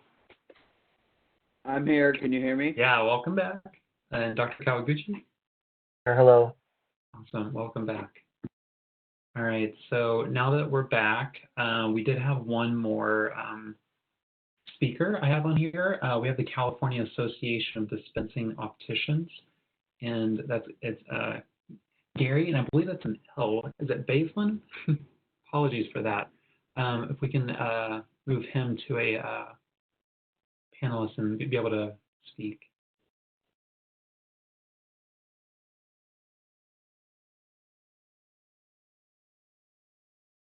This is the moderator, and he is already a panelist. Oh, awesome. Thank you. All righty. Am I unmuted? Yes. All righty. I'll begin my presentation. I was asked to present a variety of information. My name is Gary Baslin. I'm associated with the California Association of Dispensing Opticians. I was asked to provide some information of the history of the group, what we're doing, what our hopes and expectations are, and I hope to include all of that in this brief presentation. But historically, the California Association of Dispensing Opticians was founded back in 1939. The organization was developed as a result of opticianry legally forcing itself to acknowledge that there were some procedures going on in the legislature to eliminate the job of opticianry. So the group got together to kind of fight for its rights. It's a nonprofit organization. We've got one part-time executive secretary. So we're very much grassroots. We've been basically, since 1939, pretty much the independent voice and the only voice for dispensing opticians in California. We've been active in the history of these laws and lawmaking and the logic behind nearly every one that's been written. Although the organization still maintains a legislative vigilance as the legislative changes evolve, it has morphed over time as a business professional support group offering employers employee benefits. We've done occupational opportunities. We've done networking. We've done over 20 years of ABO and NCLE continuing education seminars, which is continuing a little bit more beyond getting people out of the optical schools. We help encourage them to learn more, enhance their skill levels even further. And we've also been involved with the education programs in the sense that we partnered with Mark Madison Shupnick back in the 70s, where I was an attendee myself at the Kenyatta College, which they're now talking about a new program. Well, it started back in the 70s, and that was a very successful program for several years there in the Bay Area. When you ask about things of what we see going on in the future and what our concerns are, we do believe very much in promoting legislation that would continue the excellence of free choice opticianry through licensing legislation. We believe strongly in advancing the quality of ophthalmic dispensing to the public through legislation and education. However, to pass new legislation at a time when there's already appears to be poor compliance to the current laws, it seems illogical that creating new laws may basically add to the confusion of what is currently going on. So there's a lack of compliance to the existing laws. Those who ignore the laws will continue to do so, since the chance of getting caught seems to be remote in this process, requiring frequently the consumer to complain, where the consumer is oftentimes not familiar with the laws. It requires us then to kind of do some self-policing, which creates almost a negative effect, ratting out your neighbor or your compadre. Those who cannot afford these fines that seem to be in discussion lately will certainly comply to the laws because they can't afford not to. But in the current state, those that can maybe afford to pay some of the penalties, their odds have been rather favorable, that the likelihood of them getting caught seems to be somewhat more remote. Compliance issues can also include bias where maybe it shouldn't exist. And opticianry does not include only these large corporations. You know, we represent some of the small. Now, whoops, my notes. Now more than ever, the industry must conform to the fit and adjustment of eyewear prior to the measurements for fabrication. But we feel very strongly about this. New technology in the products that we offer demand that this accurate method of fitting the eyewear first should be an important aspect of opticianry due to its accuracy. Without this task, the new products do not conform accurately, and the consumer is deeply disappointed in having been oversold and or developing other vision issues. This task also involves others as well. A poor fitting pair of glasses can defeat all the good intentions associated with corrections for strabismus and amblyopia. As you know, if these issues are not properly addressed, the consumer can suffer a lifetime of ills when there was a simple cure available. Opticians enjoy the privilege of fitting and adjusting eyewear, and we believe that in Article 2550, it requires this task and it's not an option. This must be done before taking the measurements before the manufacturing for their obvious accuracy. If the glasses are slipping and sliding, it does not much good. Another issue, third-party vision insurance programs have created a huge inequity of economics in the industry pricing. The deep discounts offered by the laboratories to attract the insurance market have led to a pricing increase to the private pay accounts, which does affect the non-insured consumer adversely by the higher fees associated with the products. I have one last final thought. As I understand, there have been a lot of concerns about telemedicine. We recognize that if we need to advise the board that we are associating as an optician with an optometrist, do we need to notify the board when we use the telemedicine, which is ophthalmology owned? That I don't have a question for, answer for, but it'd be interesting to hear the response because we have members asking. That was kind of a brief overview. I hope that brings to mind something of what we do and maybe what we are still doing. Granted, our in-person seminars have been curtailed due to the COVID, but we hope to increase these again. We've attempted to expand our reach, and unfortunately, COVID kind of put a kibosh in our plan this last year. That's my presentation. Thank you so much, Gary. I think it's really interesting because we've heard from schools trying to create opticians, but you're trying to keep opticians and keeping certifications current, which is, I know, a conversation we've had as a committee is how do we keep thinking about like continuing education since that's not a requirement by the state. But for you to actively do that, it's really great to hear. Thank you.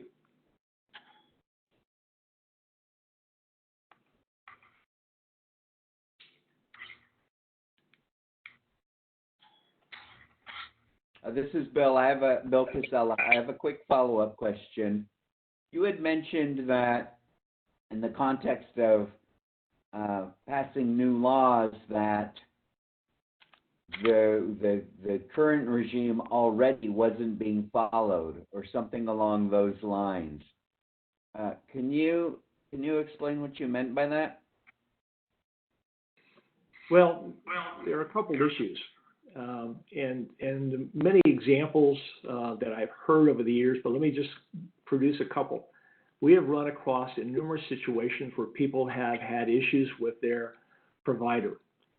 And what they have discovered was that there is a complaint system available to them, but they themselves don't want to put in a complaint because of the fact that they like the provider, but they just don't like the staff because they felt the staff was incompetent.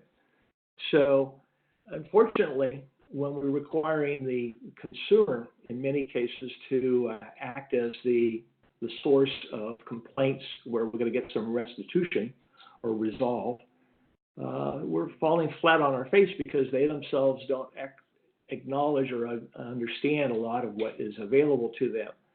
So these complaints fall on the next provider perhaps, and they're not in a position to make any of these corrections because they don't have any firsthand knowledge of what was going on.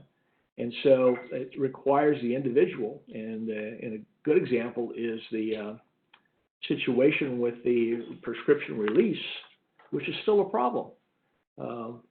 People complained that their doctor wouldn't give them their prescription, or they were charging an additional fee for their prescription. And yet, when these people are presented with the opportunity of making a complaint, they go, "Oh no, I don't want to do that." So it's kind of sad that we have these laws that have great intentions, but unfortunately, constantly are getting abused. Yeah, I don't disagree with that. I see it seems so much of optometry and opticianry enforcement is about drunk drivers and not actually about people in the exam room doing something wrong.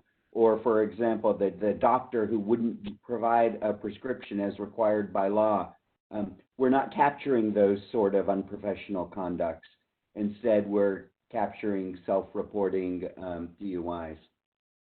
But I don't feel that necessarily we're in a position to police ourselves, unfortunately.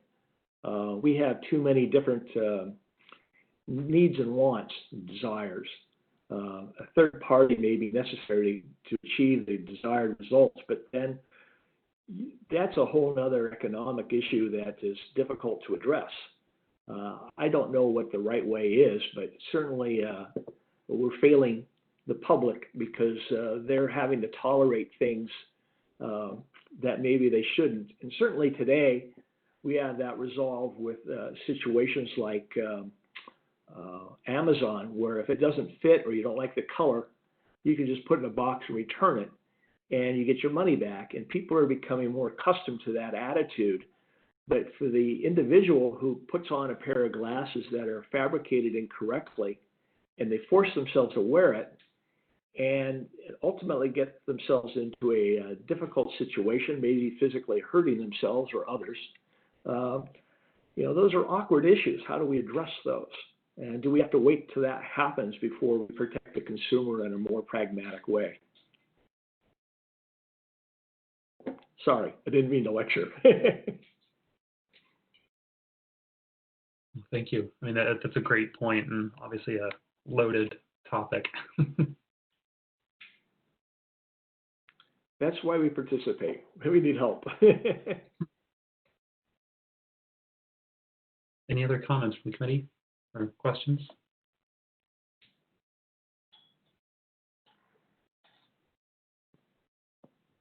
All right. Well, thank you so much, Gary, for your presentation. I appreciate it. Thank you. And then Shara, I want to ask for help on this one. For E, do we have other, or is it just more opening to the public? That is our last scheduled presenter, so we would now turn to public comment. Okay, thanks. All right, so we'll open it up for public comment. This is the moderator, and at the direction of the committee, I have opened the Q&A panel. If you would like to make a public comment, please submit that you would like to make a public comment and send to all panelists. You will be given a 2-minute time frame and provided a 10-second warning. Once again, please type, "I would like to make a public comment," and send to all panelists. I will now pause a moment to allow you time to access this feature.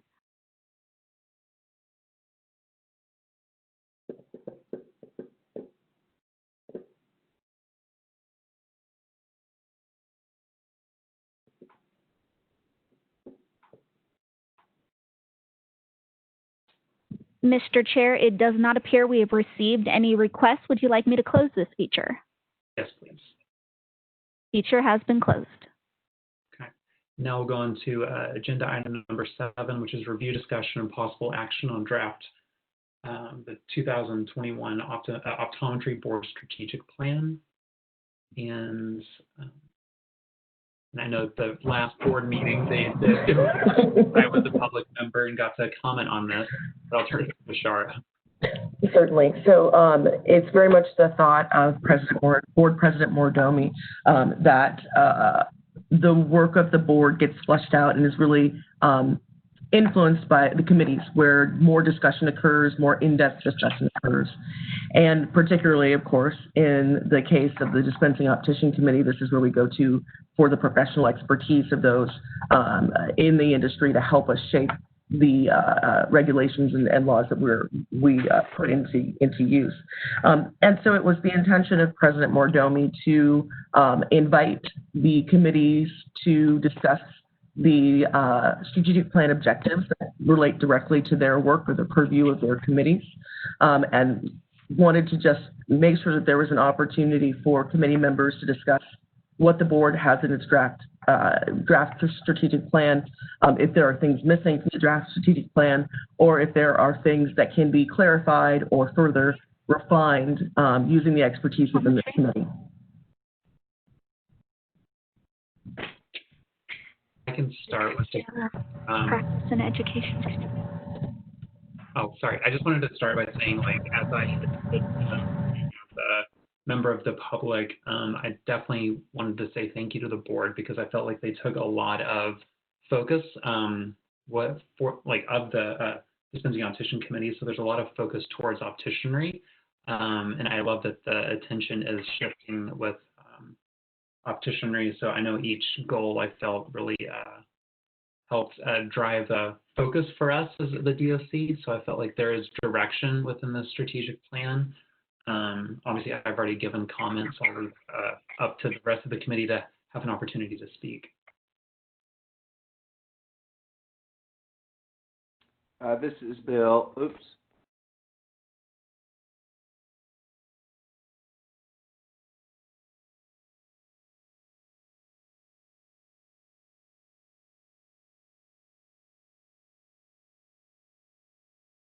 Bill, you are muted if you're speaking. Can you hear me now? Yes. Yeah. Okay. So I was saying I liked that they had included our issues and referred to opticianry as you pointed out. I think they did a good job with that. So, you know, from the committee's perspective, I think our issues were addressed. You know, there may be other, you know, I might have other comments, but I think they're really public comments and not related to opticianry, so I'll reserve those. With that, will we still have quorum if I step off the call for a minute?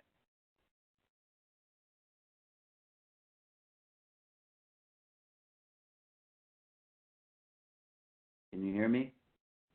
I can hear you. I'm doing a quick tally across the top. I think you're fine now. All right. It looks like there'd be 3 members. Yep, left. If you stepped away, so yeah, I'm fine. Okay. Thank you. I'll be back. Okay. Then Anna, did you have a chance to take a peek and look at a few of the items for the strategic? Oh, I looked at everything and it looks good to me. So there's nothing that really made me raise any questions or anything like that. Thank you. Dr. Kawaguchi, you were a part of the conversation, so I guess. Yeah. So one of the things that we tried to do as we were coming up, this is our first opportunity as a board to integrate our strategic plan to be more encompassing. The past strategic plan was not that way. And so as we were designing the strategic plan, we tried to be broad but directive at the same time so that we understand where we're trying to go, but allow enough latitude so the committees have an ability to make decisions down to the details that make sense. So we like always, we have a lot of work to do, and it's going to be interesting. And thanks for coming on the ride. Yeah, and again, thanks to the board for really defining opticianry within that, and also it's very inclusive. So I was very happy to be a part of that conversation and see this drafted. Now, Shara, it does say possible action, but at this point, I feel like we all feel good about the strategic plan. Do we need to take a motion at all? You certainly could take a motion of the board or take a vote to recommend that the board move forward with the strategic plan items that are under the purview or within the responsibilities of the DOC. That could be an official action that then would be given to the board, that you have read through these from this perspective of this committee and your expertise, and feel that the issues that are important to the committee are addressed within the plan. All right, would someone like to make a motion then?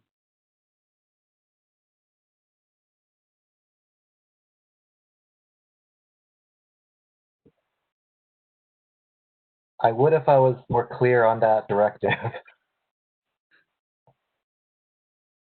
So I'm not clear on what you're suggesting, Shara. So I think that you could make a motion. It's moved that that the committee has reviewed the strategic plan and feels that the portions applicable to the Dispensing Optician Committee encompass those issues the committee sees as important over the next several years.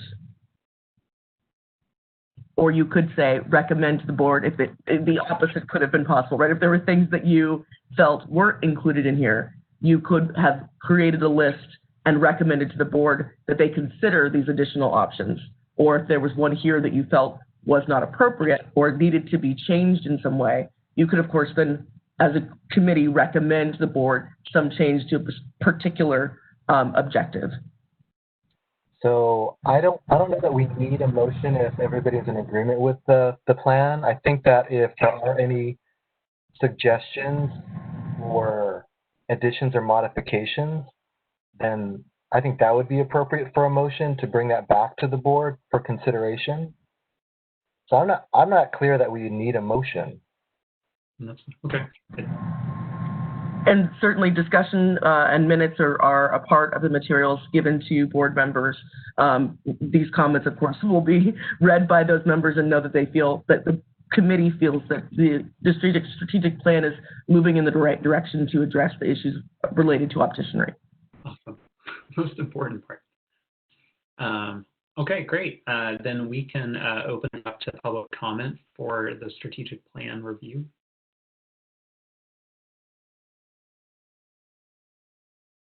This is the moderator, and at the direction of the committee, I have opened the Q&A panel for public comment. If you would like to make a public comment, please click on the Q&A icon at the bottom of your screen and type, "I would like to make a public comment." All comments will be taken in the order they are received. I will now pause a moment to allow individuals time to access this feature.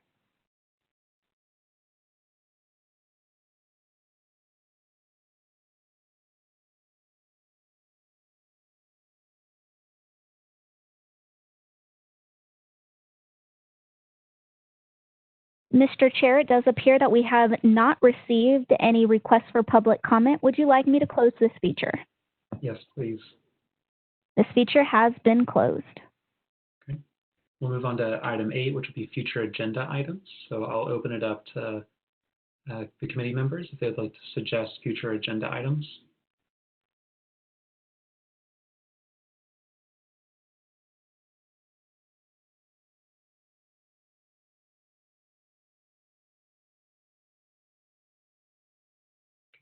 Then there's one agenda item I would like to suggest. I think it was really powerful having these guest speakers.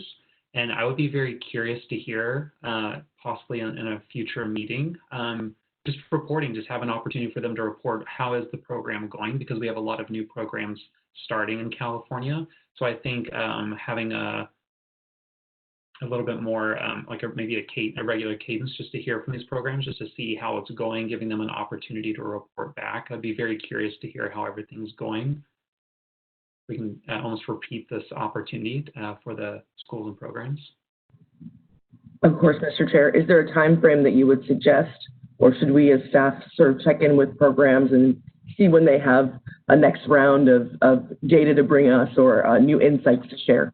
Yeah. Obviously, I don't want to just to fill time, but yeah, if there's a possibility, like if we're looking at fall, I mean, we're in fall, actually. I keep forgetting we're already in fall.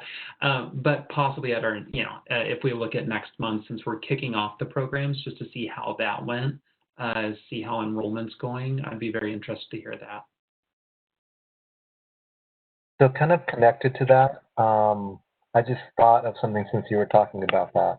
And that is, at some point, it doesn't have to be for our next meeting, but maybe having some information from the ABO to better understand how we as a state fall in our pass rate, and also how we fall as far as how many candidates are taking the test compared to other states. So just information from the ABO with some data for us so that we can begin to better understand. Because I know one concern that seemed common was our desire to increase SLD, CLD licensure. And I think we have to understand where we're at a little bit more in more detail to better understand the opportunity. And that's a great point. And Shara, if it's possible, maybe we can just put that on as like a quarterly report, because there are 4 tests a year. Maybe if we can just have reporting each time the test happens, just as a regular reporting. I'm shaking my head and not everyone can see. Yes, that sounds like an excellent idea. We are in constant contact with ABO and CLE. We do enjoy a good staff relationship, and so we certainly will make the request and let them know that the committee is looking to better understand the exam, the test takers, and our rankings among other states. Awesome, thank you.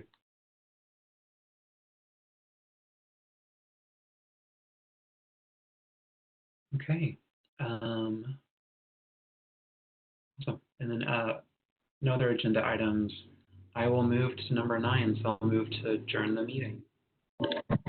If I can, Mr. Chair, if we'll just open up for public comment, if there are any members of the public who would like to suggest future agenda items.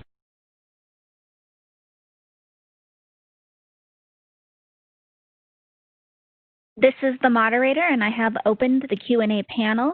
If you would like to make a public comment, please click on the Q&A icon located at the bottom of your screen and type, "I would like to make a public comment." I will take all requests for public comment in the order they are received. You will receive 2 minutes with a 10-second reminder.